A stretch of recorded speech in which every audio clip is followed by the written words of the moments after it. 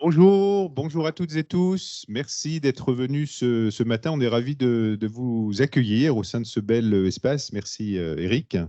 Alors avant de débuter notre session, je voulais vous présenter nos vœux au nom de la F2IC. Que 2024 soit une année pour chacune et chacun d'entre vous inoubliable, positivement évidemment, dans le sens positif du terme. Alors aujourd'hui, c'est un moment important, c'est un acte fédérateur pour notre fédération. Puisque vous le savez, j'ai pris la présidence de la F2IC depuis quelques mois, juste avant l'été, et nous avons, avec le conseil d'administration, décidé de réorienter, de réenchanter la F2IC, qui a une cinquantaine d'années.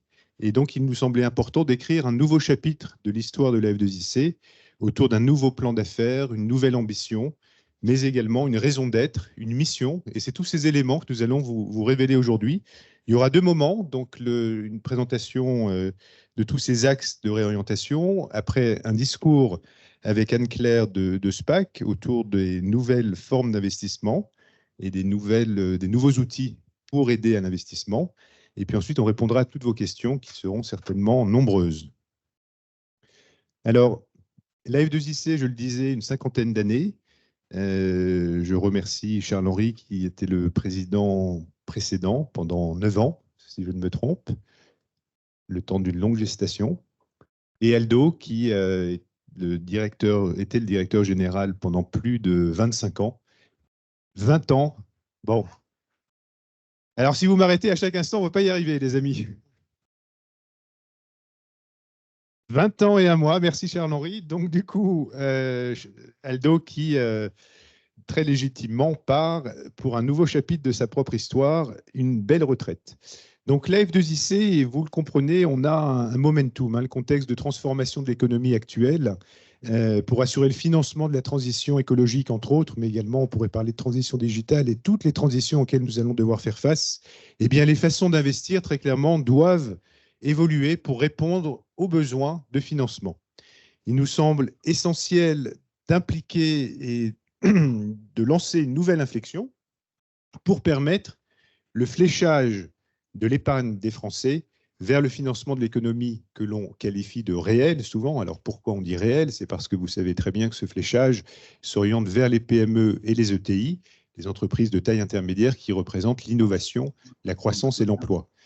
Eh bien, pour réenchanter l'investissement financier, il est important de définir un certain nombre d'axes. Le premier d'entre eux, c'est une redénomination de la F2IC, puisque la F2IC meurt aujourd'hui, vive Place des investisseurs qui répond à un certain nombre d'éléments. Voilà, donc Place des investisseurs avec une tagline que vous découvrez aujourd'hui pour la première fois, ensemble pour un avenir responsable. Alors, si on revient sur les grandes orientations, ce positionnement conduit à une véritable dynamique d'entreprise. On passe de la résilience à la conquête, on se veut vraiment conquérant, de l'investissement à l'action, sans jeu de mots, vous verrez que ce n'est pas que l'action au sens action, du présent à l'avenir, de l'individuel au collectif. La notion de réseau est très importante, vous comprenez, la place, c'est la place au sens grec, l'endroit, et on va y revenir, la passerelle où l'on trouve tout ce que l'on souhaite. Et puis évidemment, de l'esprit entrepreneur à l'esprit véritablement pionnier. Notre raison d'être, elle est très importante. On y a beaucoup travaillé avec le conseil d'administration. C'est de placer les citoyens au cœur de l'économie afin de financer les transformations du monde. Une vision. Alors, notre vision, ce sont les façons d'investir qui évoluent. On l'a compris. L'investissement des particuliers va et doit jouer un rôle déterminant dans cette transition écologique qui se met en œuvre. Et donc, nous souhaitons accompagner ces transformations, être un véritable facilitateur, un accélérateur, en étant un pont entre les différentes parties prenantes. Alors les parties prenantes, elles sont nombreuses, on en cite quelques-unes ici, mais effectivement, ce sont les entreprises, ce sont les investisseurs, les pouvoirs publics, les instances privées, les instances de place, les investisseurs au sens global. Donc deux points très importants. Notre mission, vous le comprenez, c'est que dans ce monde où chacun peut devenir acteur et prendre sa part dans le financement de l'économie, nous voulons être le réseau de référence des investisseurs individuels. Aujourd'hui, il y a plusieurs instances qui rassemblent les investisseurs individuels, mais quand les pouvoirs publics veulent se tourner vers l'une d'entre elles, eh bien, elles ne savent pas réellement vers qui aller. Nous souhaitons prendre ce rôle de façon encore plus proactive. Alors, 4 grands piliers pour avancer sur notre réorientation et ce nouvel acte fédérateur. Le premier d'entre eux, c'est une gouvernance et une équipe revisitée. On est très heureux d'accueillir depuis le début d'année Anne Guignard, qui est directrice générale donc, de Place des investisseurs. Anne qui est devant. Anne qui vient du monde d'Euronext, où elle a passé un certain temps, plus de 20 ans, 25 ans, je crois, cette fois-ci. Et puis, une expérience au sein de nombreuses startups et scale-up après, orientées autour du sujet extra-financier, qui, vous l'avez compris, est l'un des axes forts de Place des investisseurs. Et Véronique, qui est parmi nous depuis un moment, mais qui est toujours à la tâche et que l'on remercie de son dévouement. Alors, ça, c'est l'équipe. Et on a également des alternants qui nous aident. Et puis, prochainement, on aura d'autres personnes qui nous rejoindront. On a accueilli de nouveaux administrateurs, dont certains sont dans la salle. Je les remercie d'être présents. Jean-François B, par exemple, qui dirige Contalis, après avoir dirigé Morningstar. Agnès Bricard, qui est l'ancienne présidente de l'Ordre des experts comptables, qui est très impliquée, vous le savez, sur le partage de la valeur autour de l'intéressement, la participation, mais également l'actionnariat salarié. Nicolas Castex, qui nous aide en communication, et bien d'autres encore. Nous allons créer un comité des investisseurs individuels. Nous sommes la voix effectivement des investisseurs individuels, donc il nous semblait important d'avoir un comité consultatif qui sera composé d'une douzaine d'investisseurs individuels issus des différents comités investisseurs et actionnaires des sociétés membres de Place des investisseurs, que ce soit des entreprises de taille moyenne ou des grandes. Donc là, évidemment, le chemin sera pavé de différents milestones, dont celui-ci. Et puis, une filiale technologique et d'agrégation, Nextwise, sur laquelle on est en train de réorienter et avec laquelle on est en train de tisser de nouveaux ponts pour une meilleure gouvernance et un développement assuré au cours des prochaines années. Les 4 piliers, alors fédérer, élargir, organiser le dialogue, animer l'écosystème dédié et mobiliser les parties prenantes. Donc dans ce domaine, alors attendez, hop, voilà, dans ce domaine, faire évoluer la gouvernance, on en a parlé, fédérer, élargir la communauté. Aujourd'hui, nous avons à peu près 100 000 investisseurs individuels qui composent la Place des investisseurs. On souhaite aller plus loin. Un exemple assez concret, l'actionnariat salarié. On a rencontré les instances de l'instance qui les rassemble. Les actionnaires salariés, c'est 3,5 millions de personnes. Si une partie de ces actionnaires salariés se transformait en investisseurs individuels au sens premier, on en serait ravis. Si vous faites 10% de 3,5 millions, ça fait 350 000, ce qui ferait une force de frappe encore plus importante. Donc vous voyez que là, il y a des choses intéressantes. On souhaite élargir évidemment la communauté en développant toute une série d'outils informatifs, pédagogiques et collaboratifs.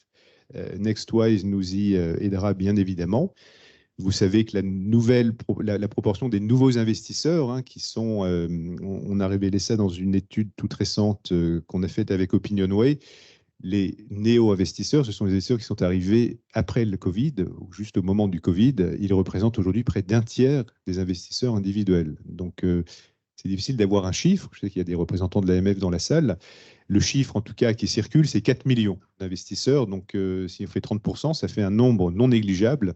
Il faut aller encore plus loin, puisque c'est une population qui a des exigences d'ailleurs différentes, qui va investir pour le court terme, mais également le moyen terme, et qui est très sensible au sujet, on y reviendra tout à l'heure avec Anne-Claire, très sensible au sujet extra-financier, puisque 32% d'entre eux sont sensibles à cet axe.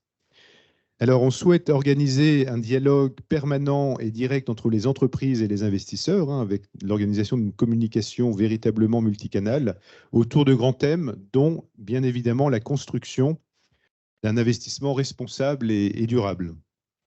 Au cours du premier semestre 2024, on proposera à l'ensemble des entreprises cotées et non cotées, et là j'insiste, avec tout le respect pour nos amis d'Euronext qui sont nombreux dans la salle, il nous semble extrêmement important d'ouvrir les portes à l'ensemble des classes d'actifs. Les actions, c'est central évidemment dans une économie, mais il n'y a pas que les actions. Il y a le private equity, il y a le crowdlending, le crowdfunding, crypto-monnaie, point d'interrogation. Effectivement, est-ce que les crypto-monnaies financent l'économie? Ça, on peut le challenger, mais on ne va pas avoir le temps de discuter de ce sujet en détail, sinon ça prendrait toute la matinée. En tout cas, vous le comprenez, on est dans une approche véritablement œcuménique, hein. Toutes les classes d'actifs ont le mérite d'être portées et on se doit, en tant que place, d'être le carrefour de ces éléments et donc de pouvoir expliquer tous ces éléments à nos adhérents. Nous allons également développer avec les acteurs locaux un certain nombre d'axes de communication, en particulier des conférences. Quand j'étais chez Euronext, j'avais mis en place les conférences annuelles du marché boursier. Là, ce sera les conférences régionales de l'investissement, au sens global, hein, pas que du marché boursier, vous le comprenez, avec les places financières et tertiaires locales, avec les banques de France locales, donc tous les acteurs de l'écosystème dont on veut se rapprocher davantage encore. Donc ça, c'est l'axe important sur l'écosystème. Et parallèlement, mais vous l'avez compris, hein, mobiliser les parties prenantes. L'idée n'est pas de faire une OPA sur d'autres instances, mais par contre de travailler beaucoup plus avec ces entités que sont le Trésor, l'AMF, l'AFG, France Invest. On ne va pas les citer toutes, mais elles sont nombreuses. Quelques illustratifs peut-être qui seront plus concrets. Vous savez que post-Covid, il y a eu deux actions importantes, hein. Il y a eu prêt participatif relance et obligation relance. Là, je mets ma deuxième casquette qui est la direction de l'agence de notation Scope, l'agence de notation européenne. C'est l'agence qui avait été retenue pour ces missions. Il y a une nouvelle mission en cours de préparation qui sont les obligations transition. 5 milliards devraient se déverser dans l'économie, hein, plutôt les ETI. Et donc là, on milite au sein du Trésor pour qu'il y ait une tranche retail. On sait très bien que l'obligataire n'est pas si développé en France, mais on y travaille. Effectivement, je vois nos amis d'Euronext en Italie, par exemple, ou en Belgique, vous savez que l'obligataire est très important. Le Trésor belge a levé plus de 22 milliards en 3 jours, à des conditions qui étaient sympas, mais pas non plus délirantes, hein. Je crois que c'était 3,8%, et puis un petit incentive fiscal. Donc en France, retrouvons le chemin de l'obligataire. Je sais que beaucoup d'entre vous, ou en tout cas des gens que vous représentez, veulent investir sur l'obligataire. Ne nous interdisons pas de le faire. On l'avait fait chez Euronext à l'époque, en 2010, autour des IBO, Initial Bond Offering, qui étaient les premiers pas pour aller en bourse. Bon, ça avait rencontré un succès relatif, une douzaine d'opérations. On aurait pu en avoir 40, 50. Mais effectivement, il faut relancer cette culture à tout niveau, hein, pouvoir public et particulier, sur cette classe d'actifs. Donc, vous voyez, il y a également tous les produits de bourse. Donc, c'est tous ces éléments que l'on souhaite pousser. Alors, le plan d'affaires est orienté, donc présent sur toutes les classes d'actifs, on l'a dit, une audience élargie.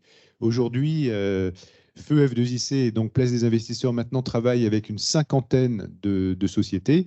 Bon, ben, justement, il y en a un petit peu plus que 50. Alors, les 800 n'ont pas vocation à entretenir un dialogue avec les actionnaires individuels, mais un certain nombre d'entre elles, en tout cas, on a estimé à près de 200, devraient pouvoir faire appel à nos services. Nous sommes en train de mettre en place des partenariats multiformes, que ce soit avec des banques, que ce soit avec des e-brokers, avec des instances qui font des analyses. On ne peut pas donner trop de noms aujourd'hui parce que tout ça n'est pas signé, mais en tout cas, vous allez trouver au sein de notre nouveau site, hein, Place des investisseurs, beaucoup d'informations en provenance de tous ces partenaires. Et puis les conférences régionales thématiques dont on a parlé. Pédagogie renforcée, avec ces partenariats bien évidemment, mais également avec les associations de place et en investissant le champ de la finance durable et diversifiant nos outils du présentiel au digital. On a d'ailleurs déjà fait des ballons d'essai avec notre partenaire EasyBourse sur des conférences digitales qui fonctionnent très bien. Une action au cœur des écosystèmes, donc je le disais, national, régional et européen. N'oublions pas l'Europe. On a des discussions en Belgique. La Belgique serait très intéressée de voir comment on pourrait dupliquer une place des investisseurs belges. Donc, j'y vais d'ailleurs à la fin de ce mois. Évidemment, il y a déjà des instances représentatives comme Better Finance avec laquelle on travaille. Mais il y a certainement possibilité de créer d'autres axes de collaboration. Une communication intensifiée dans tous les événements de place, dans la presse, mais également au travers des consultations. Donc, il y a la RIS, Retail Investor Strategy, en cours de finalisation. Il est important de faire entendre votre voix au travers donc, de Place des investisseurs. Il y a également LTIF 2. Donc, vous savez qu'LTIF, tout ce qui est investissement de long terme, les fonds d'investissement de long terme, permettent justement d'ouvrir beaucoup plus largement à toutes les classes d'actifs. Donc, on s'inscrit vraiment dans ce momentum dont on parlait. Aujourd'hui, se dire qu'on peut accéder à des... alors, je sais que certains vont challenger ces taux, avoir accès à des classes d'actifs qui peuvent rapporter entre 10 et 15%, so far, évidemment, le futur ne prévaut pas le passé ne prévaut pas du futur, ça peut être intéressant. Alors, vous savez très bien que sur le private equity jusqu'à maintenant, si je prends des exemples, Altaroc qui s'est créé principalement et uniquement sur le flux particulier, a levé 1 milliard en l'espace de 2 ans, mais avec des tickets qui jusqu'à maintenant étaient supérieurs à 100 000 euros. Donc là, effectivement, c'est déjà élevé, c'est même très élevé, mais ça, il est en train de changer. Et vous avez beaucoup d'acteurs, Next Stage par exemple, et d'autres, qui proposent des tickets moindres. Et avec LTIF 2, c'est la logique. On pourra investir avec quelques centaines d'euros sur cette classe d'actifs du private equity. Après, on verra quelle sera la rentabilité finale. Même chose, crowdlending, certains pourraient se dire dans la salle, ils sont en train d'ouvrir large à toutes les classes d'actifs, et ces classes d'actifs ne sont pas au mieux. Bon, alors après, on n'est pas, nous, au sein de la Place des investisseurs, sur une approche de conseil. On est là pour montrer, donner à voir l'univers des possibles. Le crowdlending, c'est vrai que c'était 1,2 milliard de levée l'année précédente. Cette année, c'est 900 millions. On lit tous la presse, on voit bien que l'immobilier n'est pas le secteur le plus facile en ce moment. Mais là, c'est en ce moment. Demain, ça devrait très largement repartir. Alors, l'ancrage au cœur de la transition écologique, qui sera particulièrement menée par Anne, avec la mise en lumière effectivement des stratégies RSE des entreprises leaders dans ce domaine, les partenariats, là aussi, vous savez qu'il y a énormément d'acteurs de la finance durable. Il est important d'aider nos adhérents et nos membres à mieux comprendre tout ce qui existe et comment on peut utiliser ce qui existe. Et puis enfin, positionner Place des investisseurs comme partie prenante dans les COP régionales qui sont nombreuses et qui sont en train de se développer fortement. On a également dans notre liste au Père Noël, Noël est passé, ça ne m'a pas échappé, mais on peut toujours continuer. On a des réflexions en cours sur la mise en place d'un PEA vert pour financer les entreprises de secteurs qui seraient clairement identifiés, énergie renouvelable, water management, hydrogène vert, etc., avec des discussions au sein du Trésor pour alléger la fiscalité par rapport à un PEA classique, pour compenser un retour sur investissement qui serait peut-être plus long. Voilà, donc vous voyez qu'il y a un certain nombre d'éléments très, très concrets dont on sait, auxquels on s'attelle pour les faire évoluer. Et puis ça, c'est notre manifeste, on vous enverra la presse, on ne va pas la lire ici, mais ce manifeste est... Je remercie Nicolas Lévy qui est dans la salle, qui nous avait beaucoup aidé sur la réorientation de la F2IC et donc la naissance de Place des investisseurs ensemble pour un avenir responsable. Voilà les grands éléments. Vous voyez donc que c'est beaucoup, beaucoup à faire. Donc, on compte sur vous, de l'énergie, de l'optimisme, de l'envie et puis énormément de fierté. Je pense que Place des investisseurs a un rôle capital à jouer. Et ça n'est pas que Place des investisseurs, c'est l'ensemble des investisseurs individuels. Il faut que cette manne des Français, on n'en a pas donné les chiffres, mais rappelons-les, 6 500 milliards, ça c'est le patrimoine financier. Le patrimoine global des Français, c'est 17 000 milliards, donc beaucoup d'immobilier, 2 tiers d'immobilier, 1 tiers en financier. Aujourd'hui, ce sont toujours les très bons chiffres de Contalis, près de 30%, si je ne me trompe, sont sur des sujets plutôt sur les comptes, comptes à vue ou très peu rémunérés. Finalement, sur ces 6 500, c'est 60% en dette. Vous savez très bien que le croissement de notre économie, ça passe également par les fonds propres. Là, je retrouve ma casquette de boursier. Mais les fonds propres, ce n'est pas que la bourse, désolé, chers amis, mais c'est effectivement également le private equity. D'ailleurs, le private equity, je ne sais pas si vous l'avez en tête, mais c'est 1200 milliards. Les actions, c'est 1000 milliards quand vous rajoutez les unités de compte de nos belles assurances vie et les actions directes. Donc voilà, c'est au sein de ce paysage qui est en train de se recomposer, il nous semble très important de jouer ce rôle et nous comptons sur chacune et chacun d'entre vous. Et je remercie chacun également des membres de notre conseil d'administration, les anciens membres, les nouveaux membres. Tous ensemble, nous allons pouvoir transformer l'essai. C'est un nouvel acte. Nous voulons changer de division. Et donc, ce jour marque cette première réorientation. Merci beaucoup.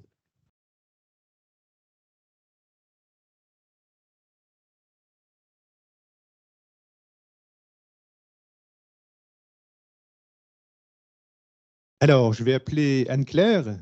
Anne-Claire, bonjour. Tu as créé SPAC. Alors, SPAC, c'est intéressant. C'est pas SPAC, Special Purpose Acquisition Corporation, qui a animé la bourse. On revient toujours à la bourse, hein. Vous avez compris que la bourse reste centrale, évidemment, sur place des investisseurs. Donc, explique-nous pourquoi c'est SPAC avec un K. Et voilà, déjà, et puis après, on a un certain nombre de questions. Merci Marc et bonjour à tous. Je suis ravie d'être ici aujourd'hui pour cette renaissance de la place des investisseurs. Enchantée, donc Anne-Claire Benvaux. J'ai créé SPAC avec un K il y a un peu plus de 3 ans maintenant pour contribuer à améliorer le bien-être financier des Français. C'est inspiré clairement de la définition de l'OCDE de l'éducation financière. Et l'objectif, c'est de participer à une plus grande inclusion, donc c'est d'avoir l'impact et de permettre aux Français de mieux comprendre les produits financiers et les grands sujets économiques qui impactent leur quotidien. Alors, pour répondre à ta question, Marc, je te remercie. SPAC avec un K, parce que justement, on s'est lancé l'année de l'apparition. En tout cas, on a beaucoup entendu parler des SPAC dans les médias. Et je me suis dit, tiens, encore un acronyme qu'il va falloir expliquer. Donc, c'était l'occasion. Et en plus, SPAC, pour vous donner un peu plus d'éléments sur notre activité, moi-même, je viens d'activités de marketing financier, puisque j'ai opéré pendant une vingtaine d'années sur des projets de digitalisation financière, et notamment en lançant Boursorama Banque, par exemple, ou en contribuant au lancement de la marque Saxo Bank en France, puis à son développement en Europe. Et puis, je suis passée par d'autres marques du secteur. Et donc, c'est des problématiques et des sujets que je connais bien, la pédagogie financière. Et SPAC, donc, a pour objectif aujourd'hui d'être une plateforme de pédagogie financière et d'éducation financière. Alors, plateforme, c'est encore un mot valise qui ne veut pas dire grand-chose. Qu'est-ce qu'on fait? Très concrètement, on fournit un accompagnement aux acteurs du secteur, hein, donc toutes les parties prenantes tu as évoqué, à la fois des marques acteurs en retail sur les marchés financiers pour les accompagner sur de la pédagogie financière et des programmes d'éducation financière. On émet nous-mêmes un média et on fait de l'influence autour de cette problématique d'éducation financière en parlant d'économie et de finance autrement. Vous retrouverez ces informations sur le site de SPAC. Et puis, on met en place, et c'est pour ça qu'on se retrouve aujourd'hui aussi, des initiatives et des programmes et des outils pédagogiques pour la nouvelle génération, les nouveaux arrivants sur les marchés financiers. Merci beaucoup. Alors justement, vous l'avez peut-être vu, hein, on a fait le tour d'un certain nombre d'émissions pour présenter une étude qui avait été pilotée donc, par la F2IC en collaboration avec Opinionway. Et dans les résultats de cette étude qu'on fait pour un certain nombre d'émetteurs qui sont d'ailleurs dans la salle, Engie, L'Oréal, Société Générale et d'autres, on avait quatre grandes leçons dans cette étude. C'est que d'abord, les investisseurs se renouvellent. On a parlé des néo-investisseurs, mais également l'âge est en train de diminuer. On parle de 50,4 ans contre 54,5. Et d'ailleurs, les investisseurs de moins de 45 ans représentent 87% des nouveaux investisseurs, ces fameux nouveaux investisseurs dont je vous parlais tout à l'heure, qui sont 30% du total. L'âge d'entrée en bourse est passé de 32,5 ans à 31,4 ans. On a également une féminisation de cet actionnariat, des investisseurs. Mais pour venir à notre sujet de l'instant, on voit dans les critères de choix une façon de s'informer sur la bourse qui évolue. puisque les sites Internet spécialisés, presse économique, information dans les sociétés restent les trois sources privilégiées, mais 34% déclarent s'informer via les réseaux sociaux. Donc, il nous semble extrêmement important au sein de Place des investisseurs d'adresser, en parlant bien français, d'adresser ces sujets, puisqu'on se doit d'être au service de nos adhérents et clients, si je puis dire. Donc, Anne-Claire, tu peux peut-être nous faire un retour sur ces éléments. Alors, en effet, nous-mêmes, on a émis une étude il y a quelques mois, enfin, maintenant 2 ans, sur les comportements des nouveaux investisseurs et des moins de 35 ans, notamment par rapport à leur information financière et leur éducation financière.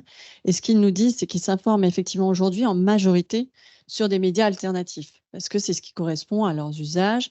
Et pourquoi ils le font? Parce qu'aujourd'hui, ils nous disent qu'ils ne trouvent pas encore suffisamment d'informations accessibles de la part des acteurs entre guillemets sérieux du secteur et de leurs partenaires financiers et des émetteurs sur les médias qu'ils affectionnent. Alors, il y a des initiatives existantes, hein. On est là pour être très positif aussi. Et il y a déjà des choses qui sont mises en place. Il y a des très bons contenus sur les sites Internet des différents acteurs. Mais très souvent, la problématique, et c'est pour ça que SPAC est né, c'est que ces contenus n'atteignent pas l'audience et n'atteignent pas ces jeunes investisseurs. Donc, ils nous disent qu'ils ont besoin d'une information sérieuse et qu'à défaut aujourd'hui d'avoir cet accès à l'information de la part d'acteurs sérieux, ils s'informent autrement. Donc, ils souhaitent vraiment que leurs partenaires financiers, ils nous le disent en majorité, si mon partenaire financier me communiquait ces informations et de la pédagogie gratuitement via les réseaux sociaux, sur des formats plus courts, avec un ton plus accessible, j'opterai pour cette solution. Voilà. Alors, nous qui sommes au sein de la place, la passerelle, vous l'avez compris, hein, le pont entre émetteurs et investisseurs, donc on est vraiment au cœur de cette chaîne du financement. Il y a une bonne nouvelle dans cette étude, c'est qu'il y a beaucoup de sociétés cotées qui sont dans la salle. Les investisseurs sont globalement satisfaits de la communication des sociétés cotées, mais effectivement, la nouvelle génération en attente d'outils végétaux dont tu viens de parler. Si on devait faire un zoom sur pas les attentes, mais là, je dirais plus les classes d'actifs que vont privilégier ces jeunes, qu'est-ce que tu peux nous dire? Alors, ce qu'on voit, et il y a plusieurs éléments d'études d'ailleurs qui le démontrent, hein, et je pense notamment à une étude récente de l'OCDE qui a été émise pour l'AMF aussi, qui vient confirmer ces éléments, c'est que ces nouveaux investisseurs sont beaucoup plus jeunes, donc tu l'as dit, hein, on est vraiment beaucoup plus jeunes, la population est plus féminine aussi, et en termes d'attente et d'actifs considérés pour investir, eh ben, ils nous citent les cryptoactifs notamment comme un actif important à leurs yeux. Et ça vient confirmer une étude qu'on avait déjà faite nous aussi et qui mettait au même niveau dans leur intention d'investir les cryptos avec l'investissement en actions ou l'épargne sur l'assurance vie, par exemple. Ce qui a étonné beaucoup de nos interlocuteurs, parce que nous, on travaille donc avec des partenaires financiers qui étaient très surpris de cette information. Qu'est-ce que ça veut dire? Ça ne veut pas dire que les cryptoactifs, c'est la nouvelle solution à l'investissement, pas du tout. On connaît les risques, voilà, il y a encore plein de choses à explorer. Ça veut dire qu'il y a un manque de pédagogie autour des actions, par exemple, auprès de cette population. Donc, il y a un vrai effort de notre part, voilà, c'est collectif, à mettre en place pour faire cette pédagogie et mieux expliquer les avantages de ces outils-là. Voilà. Sur la féminisation en fait de la féminisation de cette tendance, qu'est-ce qu'on peut dire? Donc, féminisation et après européanisation. Alors, sur la féminisation, déjà, on peut se réjouir, hein. Enfin, moi, je suis très heureuse de voir qu'on a une amélioration, une augmentation de la population féminine parmi les investisseurs. Et vraiment, enfin, c'est une excellente nouvelle. Et je pense que c'est aussi parce que, voilà, collectivement, on a pris conscience de ces écarts et on a travaillé dessus. Et puis, on en voit aussi des nouveaux médias, je parlais de médias alternatifs tout à l'heure, apparaître. Alors nous, chez SPAC, on est vraiment généraliste et on s'adresse à tous. On fait de l'inclusion financière et ça ne concerne pas que les femmes, même si je suis une femme. Mais on voit bien qu'il y a des newsletters qui se créent d'informations. Il y a des initiatives qui vont dans le sens de la communication spécifiquement auprès des femmes. Voilà. Donc, c'est effectivement à noter. Et puis ensuite, je dirais, pour revenir sur le sujet des cryptoactifs et des réseaux sociaux, l'efficacité en fait des réseaux sociaux, elle est démontrée par cette popularité des cryptoactifs auprès des moins de 35 ans. Ça montre que parce que ces nouveaux acteurs émetteurs sur les cryptos, et puis je pense aussi aux ETF, ont su s'approprier ces outils marketing, hein, parce que voilà, c'est de la communication parfaitement et très efficacement, eh bien, ils ont gagné en visibilité, en notoriété, et du coup, ils ont généré un intérêt supérieur quasiment à des produits qui pourtant existent et sont beaucoup plus comment dire, connus et reconnus. Voilà. Alors, sur le sujet extra-financier et donc RSE, hein, on l'a vu, sur les néo-investisseurs, ils sont de plus en plus sensibles. D'ailleurs, quand on fait la photographie entre la première étude d'OpinionWave de IC et la deuxième, ça a doublé. C'est passé de 16% à 32% d'intérêt sur le sujet. On sait, on lit tous la presse, hein, les chiffres qui circulent pour financer cette transition écologique, c'est près de 60 milliards, on dit entre 50 et 70, donc si on fait une moyenne, c'est 60.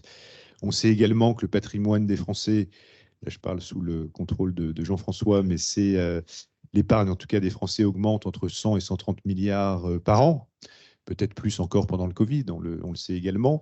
Donc on voit que finalement, cette épargne des Français, ça représente le double de ce dont on a besoin pour faire ces transitions. Donc vous le comprenez, c'est dans notre rôle, Place des investisseurs, d'essayer d'orienter ce flux vers justement le financement de l'économie. Est-ce que toi, au sein de tous les rapports que tu peux avoir avec cette population, c'est un sujet que tu vois vraiment en fort développement? Alors oui, en effet, il y a de véritables attentes de la part des moins de 35 ans sur les questions de finances durables. Et ils attendent véritablement des marques et des partenaires qui vont les accompagner, qu'il y ait une prise de position et pas seulement des mots, si vous voulez, pas seulement des slogans, mais vraiment des actions et des preuves apportées de l'efficacité de ce qui est mis en place. Alors, il y a déjà des initiatives, hein, voilà, mais c'est clairement une attente. Le sens, l'impact dans l'investissement est supérieurement représenté auprès de cette communauté des moins de 35. Merci beaucoup.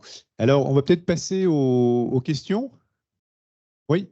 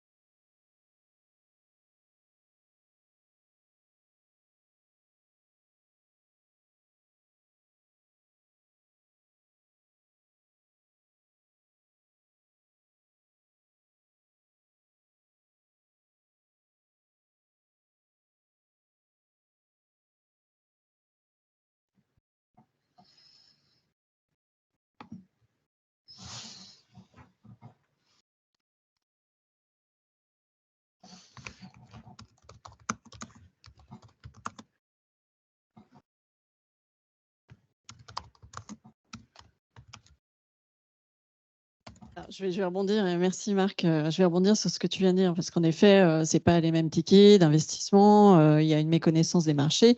J'ai eu un échange avec un collaborateur de l'AMF qui me parlait, j'espère ne pas trahir de secret, mais de tunosphère. Finalement, c'est des comportements de personnes qui sont effectivement attirées par le gain rapide, le gain facile, mais parce que c'est aussi la promesse qu'on leur a faite sur ces fameux réseaux sociaux.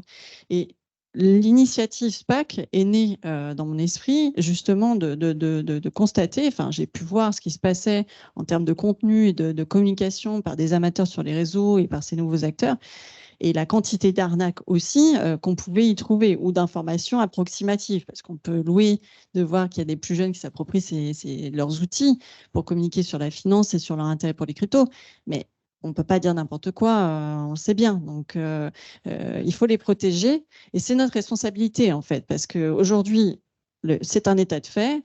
Ils sont exposés à ça. Ça les intéresse. Donc, à nous de faire le nécessaire. Et je vous avoue, ce n'est pas facile. On a un partenaire bancaire avec lequel on travaille depuis plus d'1 an. On fait des programmes pédagogiques avec eux et pour parler de ces nouveaux sujets. Et il y a encore des réticences. Leur directeur du risque me dit, moi, je ne fais pas de capsule explicative sur les cryptoactifs parce que j'en vends pas.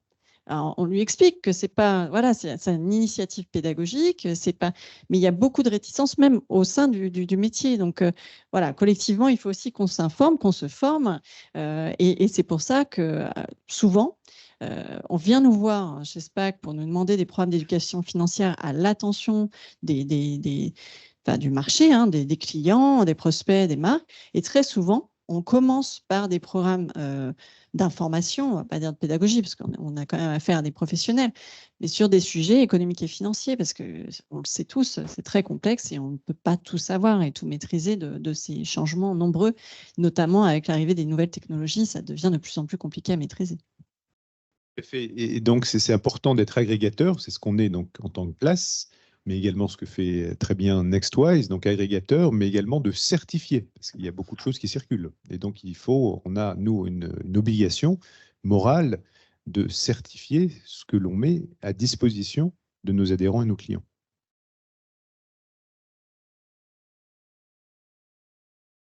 Autre question? Pas d'autres questions? Tout était donc... oui. Oui.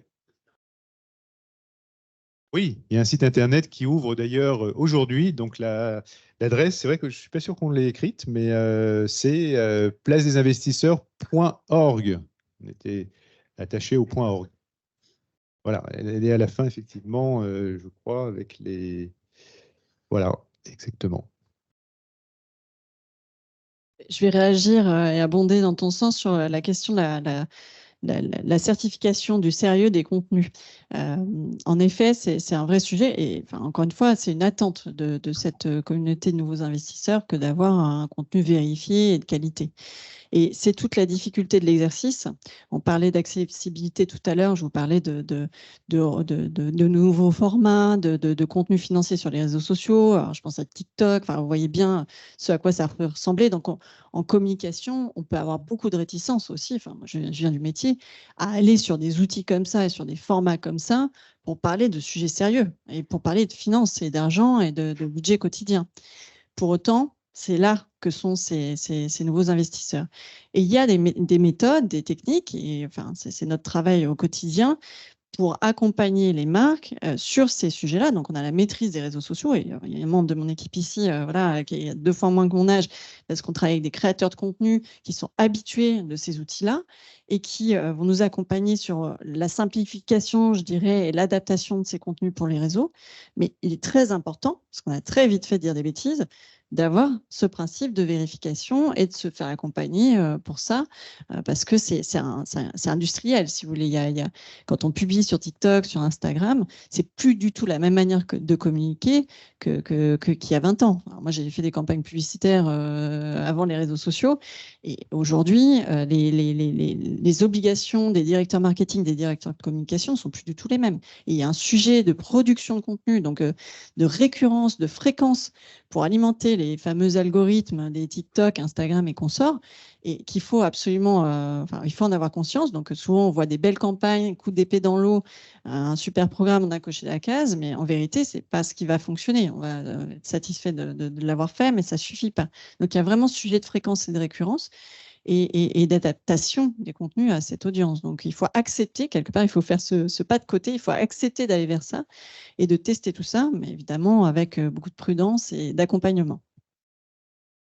Alors, en parlant de campagne, nous n'allons pas faire de 4 par 3 pour annoncer Place des investisseurs, mais on compte sur chacune et chacun d'entre vous pour véhiculer l'information. On va faire, cela dit, avec nos moyens qui sont ce qu'ils sont aujourd'hui, mais qu'on va développer au cours des prochains mois et années, une belle campagne sur les réseaux. Voilà, donc n'hésitez pas à les repousser. Et puis, vous l'avez compris, avec cette ouverture majeure de la fédération à toutes les classes d'actifs, on ne sera pas concentré sur 6 mois de l'année. On en reparlait encore hier avec Aldo, puisqu'on sait très bien que quand on est société cotée, on ne peut pas sortir in the field tous les mois. Il y a des périodes de freeze. Mais là, quand vous avez justement des périodes de freeze, ça vous permet peut-être de mettre en avant des acteurs du private equity, du crowdlending. On ne va pas reciter tout. Mais du coup, ça va nous permettre d'avoir une pénétration et une visibilité beaucoup plus continue et durable tout au long de l'année. Oui, Patrick?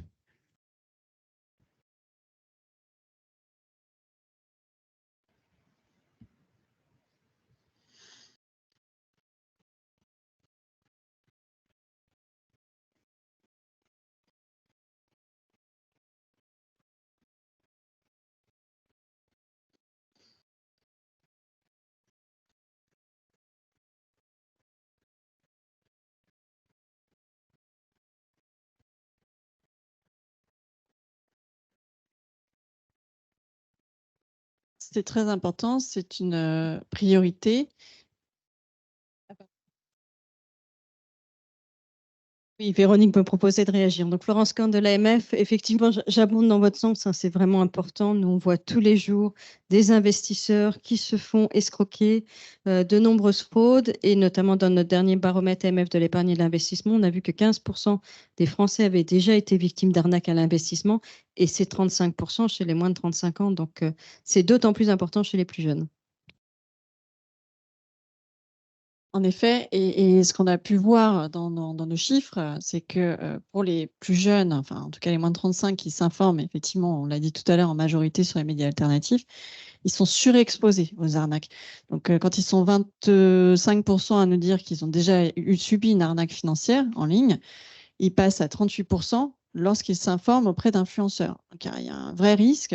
Et puis, bon, on voit bien, enfin, il y a une explosion des arnaques. Donc, c'est notre priorité chez SPAC, au-delà de la pédagogie financière, que de contribuer à cette lutte contre les fraudes et effectivement à les protéiformes. Et je reprends une expression que j'ai entendue, on vide la mer à la petite cuillère. Enfin, c'est vraiment impossible, même si l'AMF fait énormément d'informations et d'efforts pour communiquer auprès des épargnants. On a les listes noires sur le site, mais malheureusement, c'est un exemple que je prends souvent. Nicolas, qui a 18 ans, qui vit à Roubaix, qui peut être très attiré par le gain facile, il ne va pas se lever le matin en se disant « Tiens, je vais aller sur le site de l'AMF » parce qu'il ne sait pas ce que c'est que l'AMF. Alors que j'ai vu, en effet, bon, après, on pourra en discuter parce que effectivement, elles existent et c'est très bien. Enfin, on l'a dit tout à l'heure, il y a vraiment enfin, on voit bien depuis 3 ans une évolution importante dans le bon sens. Donc, en effet, c'est très positif. Et c'est ensemble qu'on va réussir à mieux sensibiliser. Donc, c'est très bien. Marc, je te redonne le micro.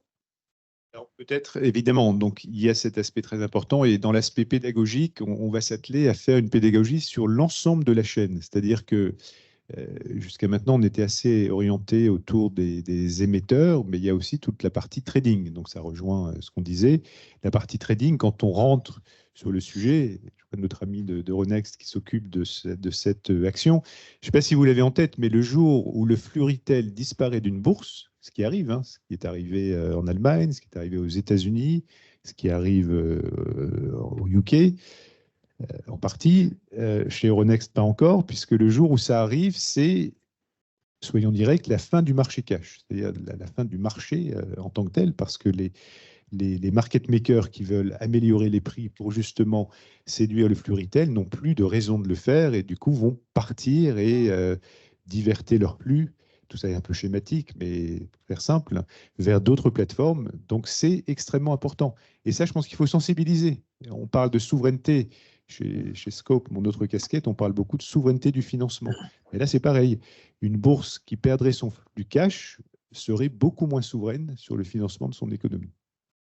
Mais bon, c'est un vaste sujet, mais en tout cas, on va sensibiliser à travers nos axes de communication et notre revue, hein, qui est semestrielle. On va faire tout un zoom là-dessus. Est-ce que vous nous entendez à distance? Y a-t-il d'autres questions? Oui, madame?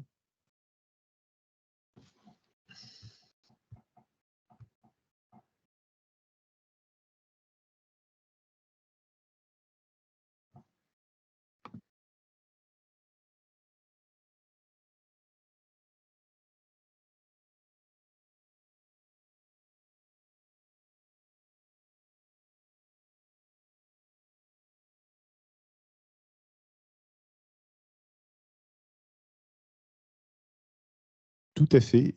Tout à fait. Et bravo pour ce que vous faites. Évidemment, l'idée, c'est pas de réinventer la roue, c'est de capitaliser sur tout ce qui existe et de créer des passerelles, des ponts. Et justement, c'est bien pour ça qu'on est une place. Donc, il y aura des passerelles vers vous, et réciproquement, je l'espère. C'est exactement ce qu'on est en train de faire également dans le cadre de partenariats dont je parlais tout à l'heure avec d'autres acteurs. Donc, avec grand plaisir pour accélérer notre lien.